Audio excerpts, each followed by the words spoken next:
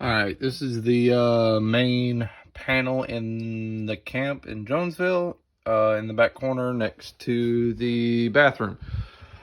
So this panel is a 120 only panel. It actually can be ran on 240. You've got a load on, let me put this down here.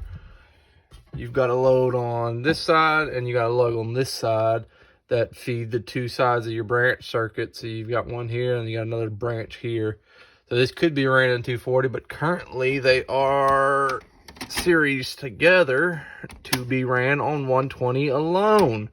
So you only got the 120 running the whole thing. So with that being the case, the plan is, as of right now, on the outside of the camp, we've got Romex pulled out to feed the camp. Where are we at with that thing? There it is. We got Romex right there. We'll leave that Romex there with that outlet on it. On this box, on this post right here, we will put a junction box identical to this thing right here. But instead of a switch, it will have an outlet in it. The outlet will be made up with a piece of conduit coming down through to the bottom of that post and out and on to the other side of the post. From the other side of the post, which is right there, we've got 3, 6, 9, 12, 18, 21, 24, 27, 30, 33, 36, 39, 40. Nope, that's not 40, that's 42. We'll say 60 something feet of line to get to the shed. Once we get to the shed, we will pipe up a line. Ideally, we'll pipe it up into the shed. So we'll pipe up a line into the shed. Probably in this corner would be the best spot to do it, or in this corner, it does not matter. Plumb it up through the baseboard layer, drill a hole, plug it in. Put another panel identical to the one inside the building, but out here. But we'll have to get a breaker that goes over. We'll have to get a bigger breaker, probably a 60 amp on one of those lugs. Not sure. But if we get the identical breaker panel, it won't be hard. And we'll feed off of that line through the conduit with Romex. Same Romex that is sticking outside the camp over there on that skid. Same kind of Romex. It doesn't need a different kind of Romex. And we'll use that to plug up in here. In here, we'll just put a normal outlet. Then right next to that outlet, a switch in a 4-gang box. So the boxes that are square, they'll be this big by this big. So there's two things next to them.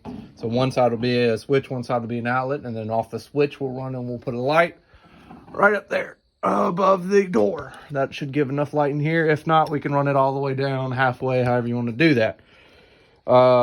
We can then feed. So that outlet will be off of one of the breakers in that panel. We will have a separate outlet that will be fed off of the main lugs in that outlet, in that panel. That will be for feeding the camp only. So it will be an outlet dedicated to feeding for your inline. From there, you can make up whatever plug you want to. If you want to make a plug that's got a 110 on it and use just a short extension cord, that's fine. If you want to use Romex, that's fine. So we can do that. It won't be hard. If you want to use your bigger outlet, you can. It won't be no big difference. Just however you want to do it.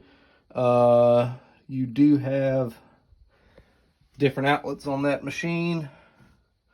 If you want to run 110, the regular 110 outlets, or if you want to run that other outlet there, that circular one, that's still a 120 volt, then that's fine.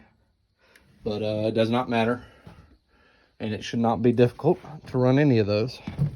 Like I said, we'll run Romex for the whole thing, and if ever you want to put lights out here in the shed, we'll just pop another hole at the bottom of that breaker that would be right here. We'll pop another panel hole in it, put another breaker in there, run a line down from it.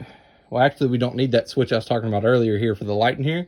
We can either do a light on a chain for a switch, or we can use the breaker as the switch. It does not matter. Any which way, if you ever wanted to put lights out here, like I was saying, you put a piece of conduit coming out of the bottom of that, going down out of the bottom of here, to the bottom of here, and probably back this way, up that pole, up to the middle over here, and then you mount a light. No big deal. And that should take care of all that. Won't be hard, pretty simple job, nothing hard to it. Don't have to run nothing other than Romex, and we don't need anything special out of that. We probably wouldn't hurt to get a ground. Let me see if we've got a ground already in the building over here,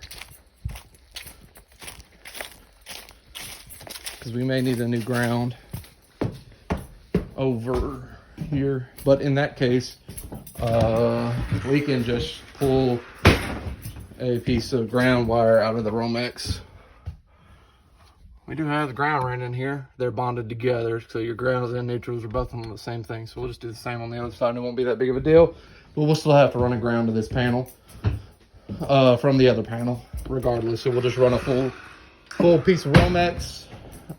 We don't need a ground rod. If you want to put a ground rod, we can.